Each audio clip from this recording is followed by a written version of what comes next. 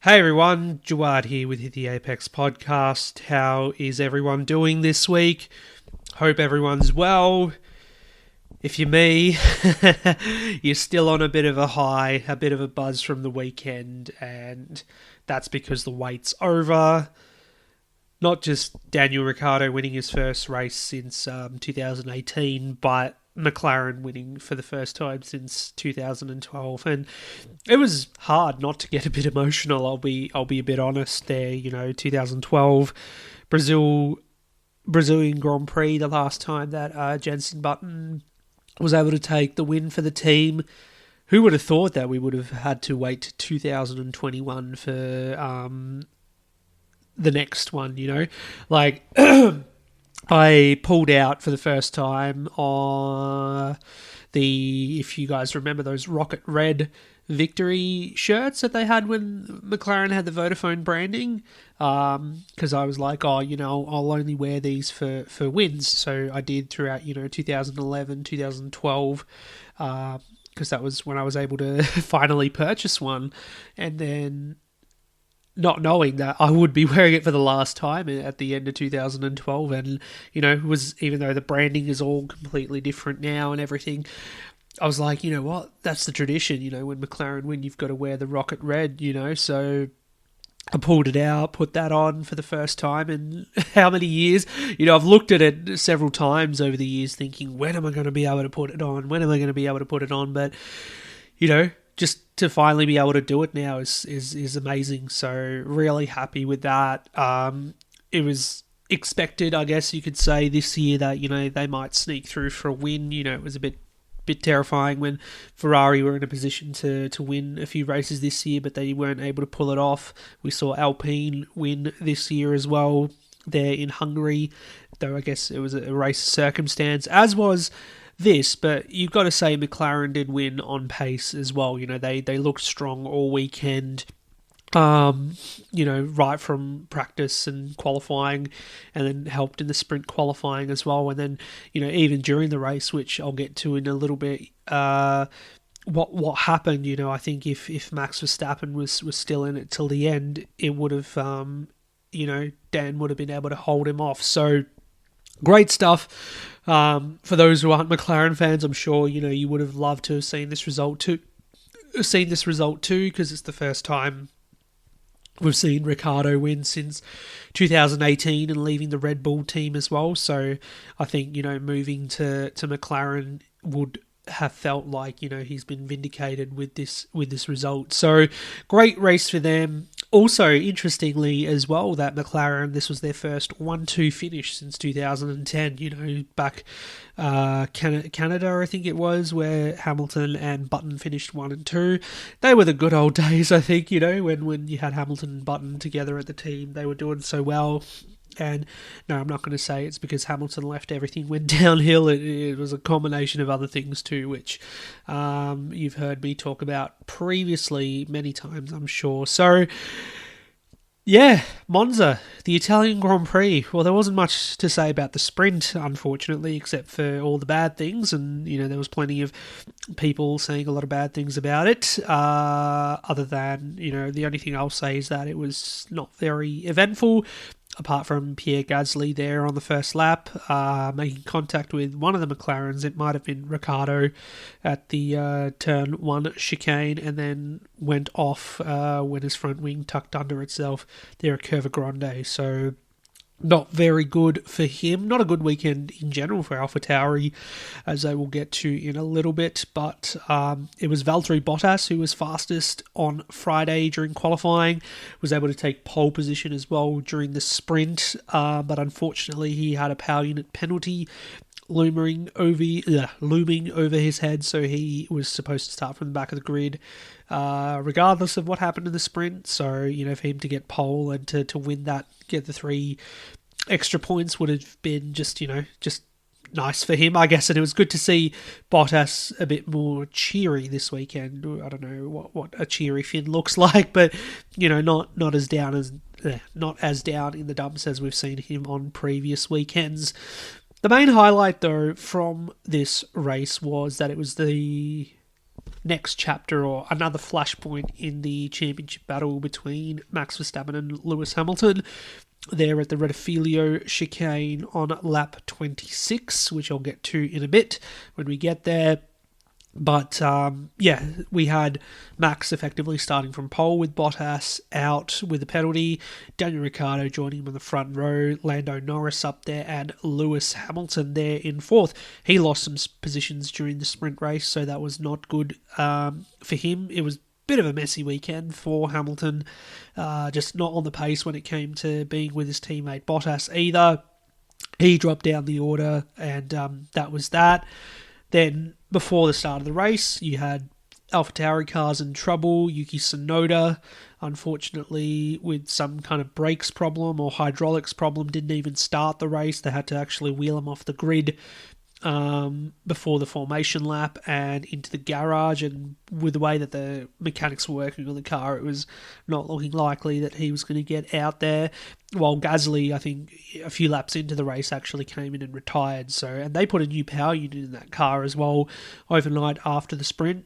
So I guess they just want to save some miles on there without having him out there fighting in traffic and potentially risking further damage. But, it would have been a good race to see how Gasly would have gone, because he was quick again this weekend, and, he was the winner last year, which we don't, we're not looking at last year's race anymore. We've got this year's race to think about. But, for the home team in AlphaTauri, it was a bit disappointing that neither cars were able to contest the race. So as far as the start's concerned, well, Dan, he just nailed it going into the Rettifilio chicane. Haven't seen him race like this for such a long time, especially at the front. He's been doing quite well in the midfield, especially the years that he was in Renault. He kind of struggled earlier this year with McLaren, particularly in qualifying, but just being at the front, being able to fight with his old mate Max again. We saw Lewis get ahead of Lando Norris as well, and then there was chaos. We got to the Della Roggia chicane where there was a bit of contact between Max and Lewis initially. I actually forgot about this until, because the second time that they met in the race was a lot more chaotic. So they actually did make contact there on the first lap, which allowed Lando to get back ahead of Lewis. Then further behind, you had some chaos there with Antonio Giovinazzi, who again had a great qualifying, was able to stay in the top 10 during the sprint, like he did there at Zandvoort a week ago. Though he ended up cutting the chicane and rejoined very, very unsafely. He hit one of the Ferraris, I think it was Carlos Sainz, and Charles Leclerc came on the radio and was accusing him of being a kamikaze. But for Giovinazzi, especially if he's fighting for his career to stay in F1, that would not have done him any wonders at all. So unfortunately for him, I think he finished down in 13th or whatever, just ahead of his teammate Robert Kubica again. So not the greatest day for old Antonio. So, and if you believe the rumours to be true about who will be taking that second seat at Alfa Romeo, well, it's not going to be Giovinazzi, that's for sure. Sounding like it will be Guan Yu Zhou, which again, not the guy I would have picked, but this is F1 and sometimes money talks. Anyway, back to the race. We had the battle going on there between Lewis and Lando. You had Dan leading Max as well, so there was a bit of a train forming at the front, two separate trains with those guys there. You had Valtteri Bottas on a mission coming from the back of the field as well. How would he go, especially because he was on the hard tyres as well, while the rest of the top runners started on the mediums. There was a moment there where, Bottas thought he might be in contention for the win. I'll get to that in a sec. McLaren pulling the strategy trigger on lap 23 to bring in the leader. Max followed, but this is where Max's race kind of unravelled. It was a very slow stop, and they make such a song and dance about Red Bull having the fastest pit stop this year. Well, that was one of the slowest pit stops of this year. It doesn't beat the 43-hour one that Bottas had in Monaco, but 11 seconds would have felt like an eternity. And with Red Bull putting him back into the pack down in 10th, Hamilton would have thought he could capitalise on this. He came in on lap 26 and ended up having a slowish stop too, about 4 seconds, and no one would have thought that both these guys would have then come out sharing the same piece of track. So Hamilton exits the pits. You've got Max steaming down the straight going into the chicane on the outside. Sometimes two can go into one, other times no. And yeah, what we saw was the Red Bull pretty much mounting the Mercedes, and I say that in the most respectful way as well. So glad no one was hurt from this, and there's memes going around about tire marks or on Lewis's head, or Max holding his pole position award Pirelli tire with an impression of Lewis's face or whatever. Again, the halo did its job and kept the drivers safe. But yeah, Max pretty much launching across the sausage curb on the inside of turn 2, what is turn 2 basically, and collecting the Mercedes. And, the stewards after the race, they ruled that Max was predominantly to blame, gave him a 3-place grid penalty for the next race in Russia, and also 2 points, penalty points of his license as well. It was hard because initially when I watched it, it felt like a racing incident to me. Same I think goes for Silverstone. But the stewards, they really wanted to proportion blame, as they did at Silverstone, and hand out a penalty, which in this instance they found Max to be the one who was predominantly to blame, and that's the words that they used in the official release from the stewards' office or race control. And as I've said, throughout the week, I feel like Max should have pulled out. He could have still passed Hamilton later on in the lap, and it would have worked in his favour. Both drivers should not have been in that position to begin with, especially Max, and that's, down to the team sport in that instance, letting him down there. But also, I do feel like it might have been a moment of rage from Max as well. Like, we heard him on the radio immediately after the pit stop, and he was absolutely livid. He was furious. And then going into, once, the crash had happened, and the team radio in to check if he's okay, he just, the way he responded, saying, that's what you get for not giving me space or whatever. The way he got out of the car and didn't even go in to check if Hamilton was okay, seemed to have gone down with a lot of people the wrong way as well. So it's easy to say, that, he needs to control himself, yada, yada, yada. But in those moments, as a human being, I can imagine it would be so difficult where you've had your race ruined because of a pit stop. Then you meet your championship rival, on track, who I'm sure Silverstone will be fresh in Max's mind, and he's like, yeah, you're going to give me that spot, mate, or whatever. And then Hamilton obviously is not going to yield either. Not that Hamilton could have yielded in that situation. He was on the inside, or going towards the inside of the corner. Max could have easily just aborted and then had to do the weird zigzag runoff to rejoin going over to the third corner. But yeah, the whole moment of rage thing, you can argue these guys are professional athletes, they shouldn't have brain snaps like that, but it happens. It happens no matter what, So, yeah, I will say that, the blame is predominantly in Max's favour, but at the same time, I would have left it as a racing incident. It's a difficult one.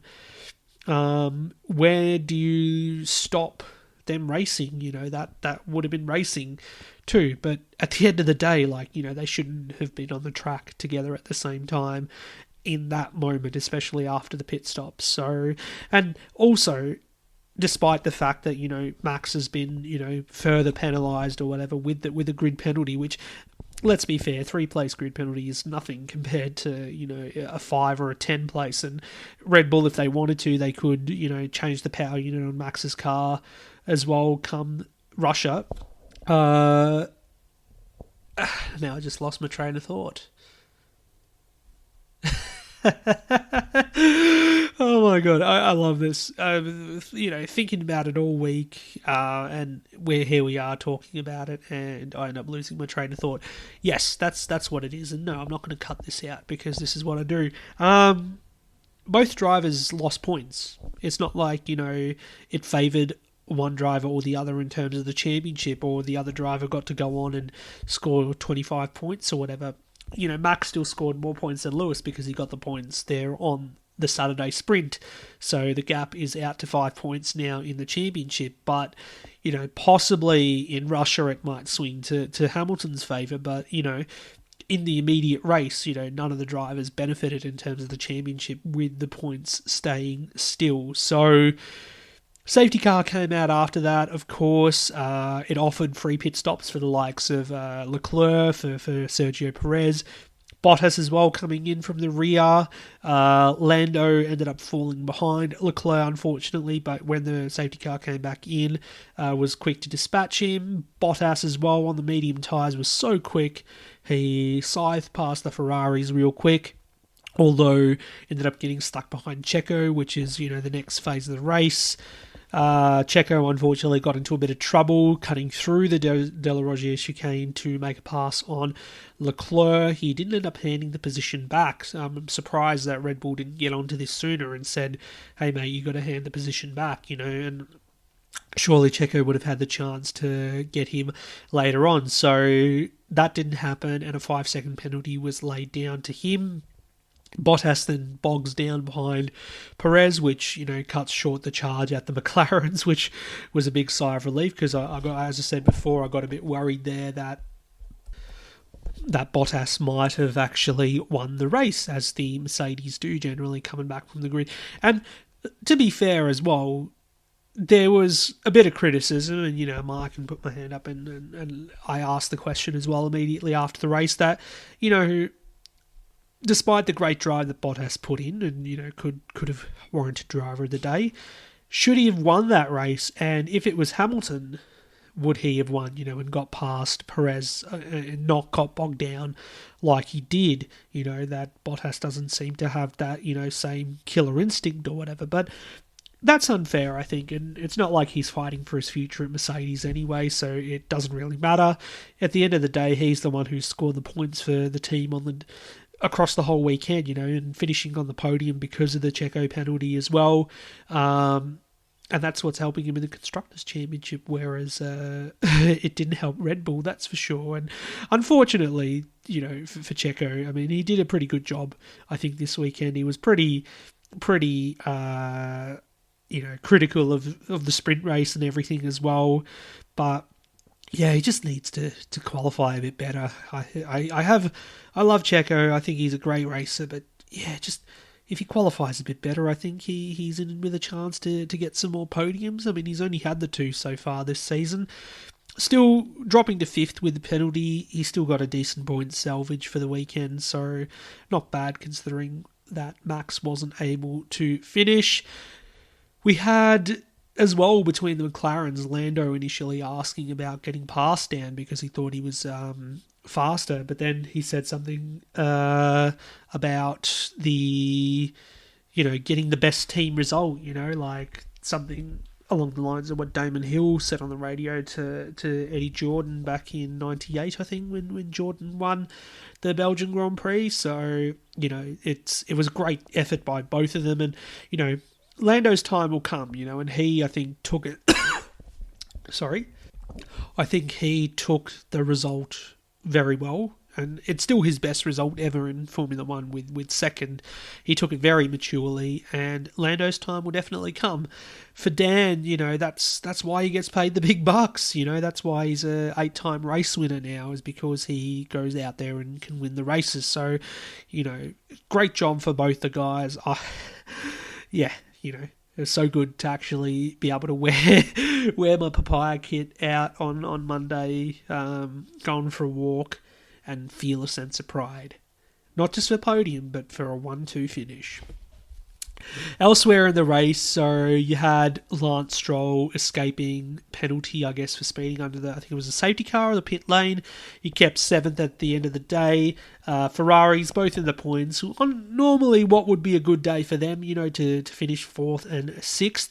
But because you had McLaren, their chief rivals in the Constructors' Championship, finishing 1 and 2, I think it kind of overshadowed that. And I think, compared to last year as well, where both Ferraris didn't even finish the race, they did a better job this year at their home race as well. 8th, you had Fernando Alonso, both Alpines in the points, and you didn't even notice, because of all the drama going on elsewhere in the race, you didn't even notice George Russell finishing 9th as well. So making point scoring quite a regular thing now for Williams. And 3 and 4 races now. 3 in the last 4 races he scored points, so that's been really good. Not the same story for his teammate, unfortunately, Nicholas Latifi. He had a great sprint to out-qualify his teammate, and, that's going to be the weird stat where, Russell hadn't been out-qualified by Williams' teammate in his whole career so far, and he's been out-qualified by Latifi there because of the sprint race. But because sprint counts as qualifying, it is a stat that will hold. So there you go. The teammates got one up on George, unfortunately, but the race unfortunately saw him miss out on another point. I think Latifi's just done an amazing job this year. I'm glad that, the critics have kind of calmed down on him a little bit. A lot of people just digging into him because of, he's pay driver, he brings funding, blah, blah, blah.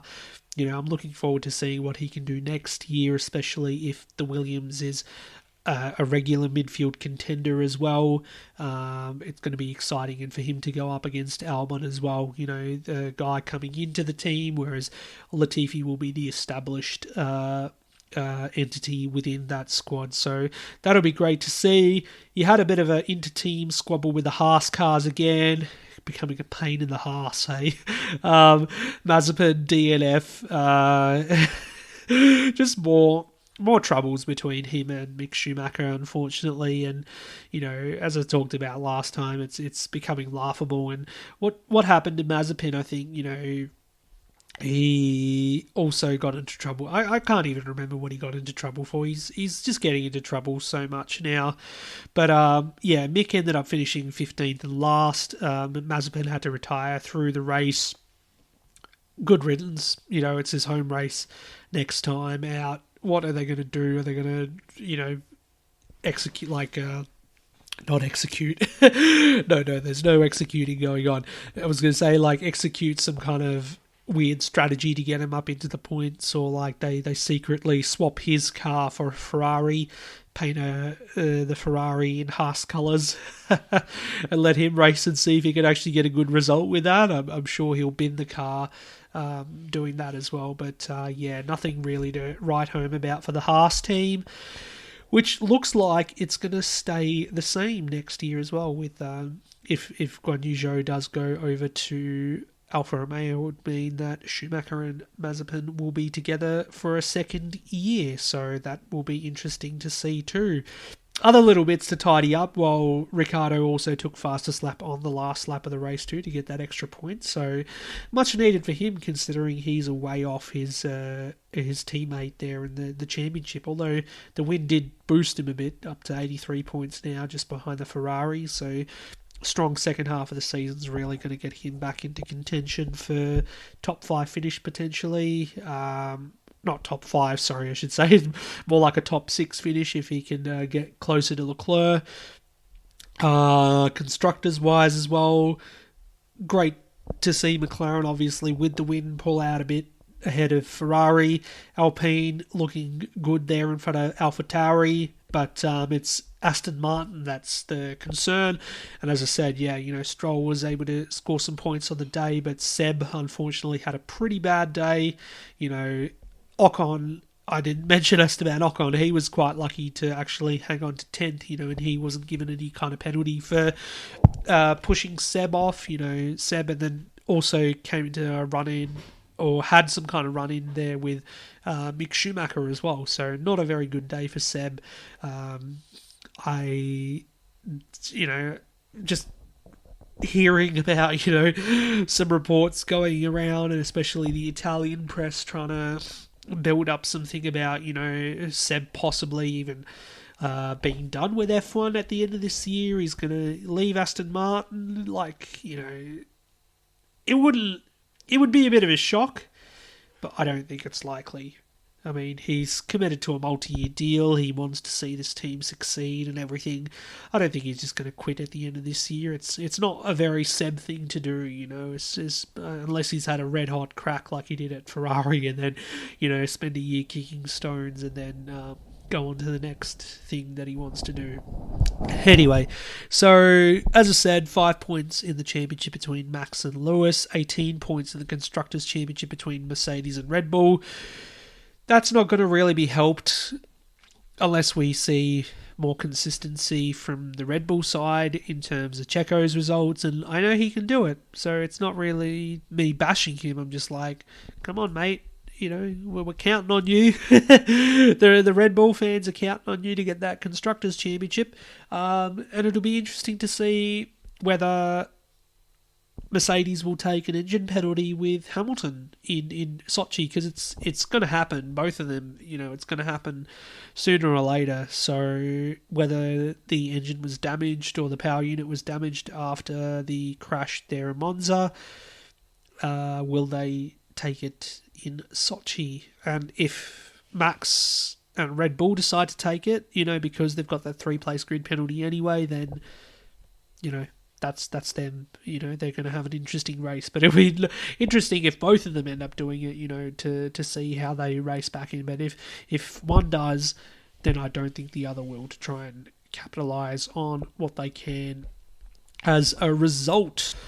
Other thoughts on the crash? Well, I've pretty much said what I've needed to. I know it's a pretty divisive topic at the moment, especially considering both these guys are fighting in the championship and both have pretty fierce and loyal fan bases. So it's kind of difficult when you don't want to get involved in politics and abuse more so. And I hope that there is no abuse hurled towards any particular drivers, because that's uncalled for at all. What's interesting though is people like Jackie Stewart, the great Sir Jackie Stewart, coming out and talking about the disrespect of Max not going up to check on Lewis after the crash. Although, need I remind everyone what George Russell did there in Imola, where he actually went out and gave Valtteri Bottas's helmet a bit of a whack, himself. So, I guess, yeah, it is disrespectful. It's disrespectful in both instances, but it's also that, not that I condone rage or anger or anything like that, but, Damon Hill as well said that, there's a lack of self-control there from that crash. So, it's just the heat of the moment. People love it for drama and everything. But at the end of the day, we as much as we want an exciting championship, we want it to be safe as well, and hope that we don't see anything more dangerous happen like that. But as far as there being more flashpoints are concerned, well, that's going to be interesting to see where and when it'll happen next, because it's definitely going to happen. So, yeah, what do we got, like 7 or 8 races to go, depending on whether we have a race in Brazil and in Mexico. So, yeah, it'll be interesting to see what happens there. So, that wraps up F1. That wraps up this last triple header. Well, not the last triple header of the season, but we've been on the road for 3 weeks, or the championship has. I've been stuck here at home, only being able to go to work and come back home. That's pretty much it. So it'll be nice to have a bit of a break this weekend as well. And considering, it's a triple header, we only had 2 races run in those 3 weeks, given the horror show that was Belgium. So moving it on and, kind of ending the podcast for this week, it's the Supercars Championship. We've had a bit of an update in terms of how the end of the season is going to look like, and that looks like this, in that the Gold Coast 500 race was cancelled and a festival of racing pretty much has been announced for Mount Panorama on the dates, I think, November the 30th to December the 5th.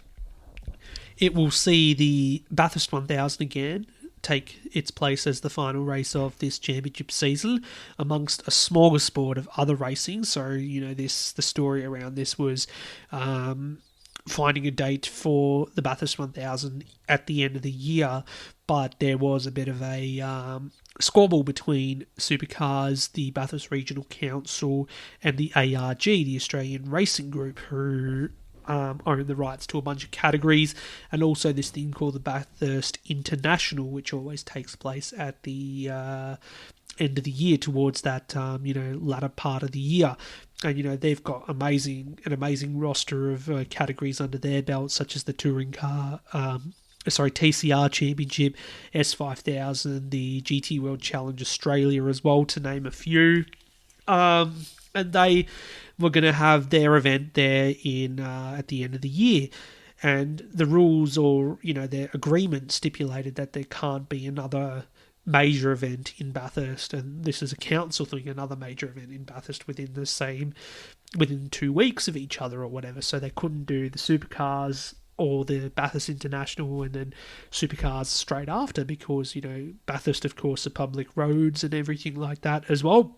So good to see the ARG and Supercars and the Regional Council, of course, come to this agreement to actually put everything on in the same week. So hence the 6-day festival at Bathurst. So not only are we going to have Supercars, but they got Super 2, Carrera Cup, the Porsches. They've got Toyota 86 Racing Series, TCR, TCM, which is Touring Car Masters, S5000, the GT World Challenge, the Super Utes, and the Trans Am Championship. So that's like 6 categories, I think. And this is great. This is fantastic, especially for people, locals who've been craving motorsport, going into a local event here in Australia. It's been a while, obviously, since the last Supercars event that we had at Townsville. No idea or no timeline as to when we might get the next round. So regardless of Bathurst and everything in terms of Supercars, we still need to have another minimum 4 rounds before we can actually declare this a championship in terms of satisfying the broadcast arrangements. What's that going to look like? Well, they're so keen to get some races underway at Sydney Motorsport Park, especially now where governments, the state governments and federal governments, have ditched the idea of reaching 0 COVID cases and, looking at reaching vaccination targets as well as a means to get everything back up and running. I'm sure they're going to have some kind of policy there for fans hoping to attend trackside, that they've got to be fully vaccinated and everything, or whether they implement, mandatory COVID testing as well as a condition of entry. Whatever they can do to be able to open up racing to the fans again, because if you're going to have a festival at Bathurst, at Mount Panorama, then surely you've got to have fans there. So my only qualm is I'll probably not be able to make it up there, for that time, depending on what the situation is between travelling interstate and all, and just life in general. Like, this sounds like a once in a lifetime kind of event, but who knows what is going to happen between now and then. This is all good and well on paper, but there could be something that obviously denies this from happening, even though it is 3 months away now. It's 3 months till Christmas, pretty much. Yeah, that's it.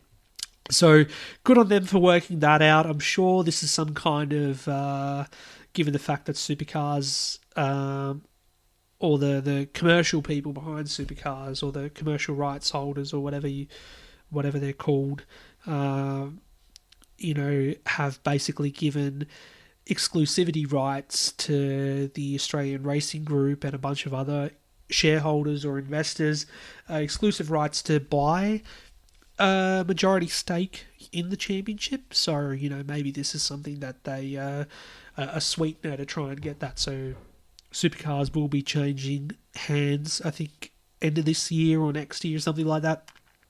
I honestly haven't followed it as closely as did F1's transition from, CVC over to Liberty Media, because it obviously made a big impact and positive impact on that sport, whereas supercars, it just, I don't know, they're at a bit of a crossroads. I love it, but they need to get with the times a little bit too.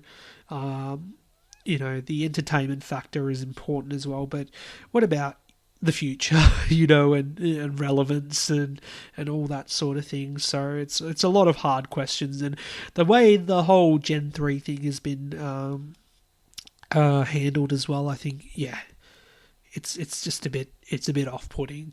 Anyway, we still love it. We still can't wait to see when they come back.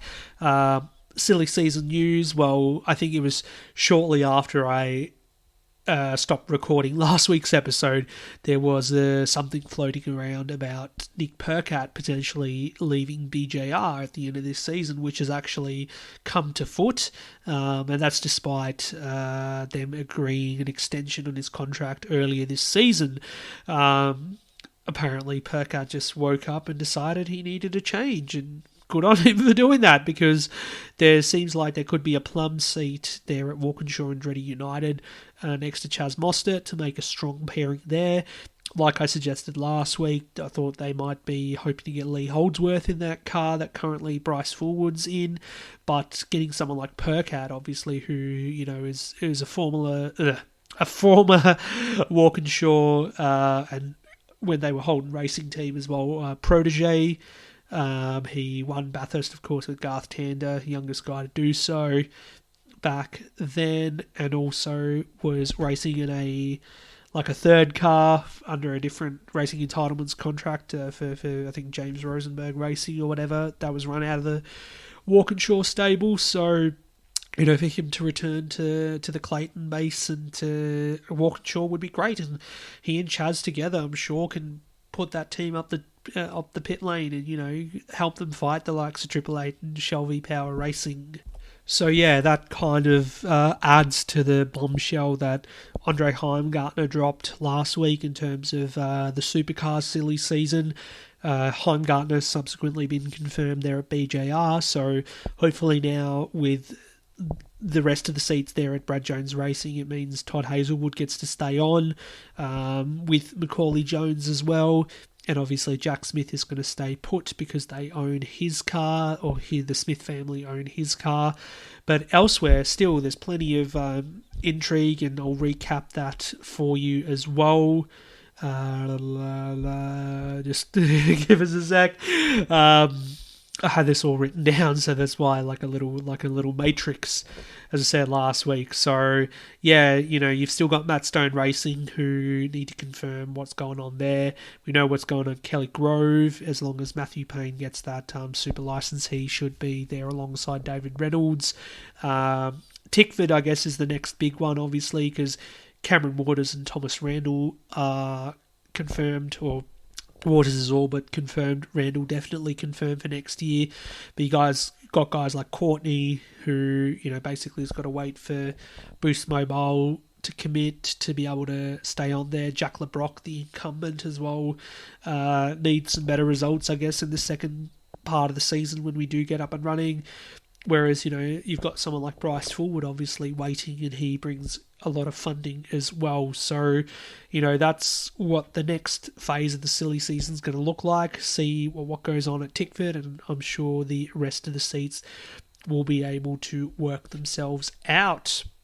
Other than that, thank you for joining me this week. Check out, if you haven't already, F1 Grid Talk podcast. I was actually on the Italian Grand Prix race review edition. I'll put the link in the description again for you guys to check out. Great fun, really enjoying podcasting with some other people at the moment. They're a great bunch of guys and gals, hardworking team. They do so well with their website and their podcast to be able to do three a week or something like that. They've got such a great team, so definitely check them out. F1 Grid Talk and F1 Chronicle. So yeah, put the link in the description. Enjoy. Other than that, I know MotoGP's on this weekend and IndyCar. If you get around to watching it, go for it. MotoGP, very interesting. Glad to see Pecco Bagnaia win his first race in MotoGP. It feels like a long time. It was a long time coming, for the Ducati rider out of the VR46 Academy. I know the Schumacher documentary's on Netflix as well, so I'll definitely get around to checking it out some point on the weekend. Otherwise, yeah, I'm off to get my Pfizer tomorrow. So if I end up feeling useless, and that's what I'm going to do, is just sit and watch some movies over the weekend and maybe play some more Red Dead Redemption 2. All right, but other than that, all the links will be in the description. Check them out, and I will be back to hopefully preview the Russian Grand Prix next week. Bye for now.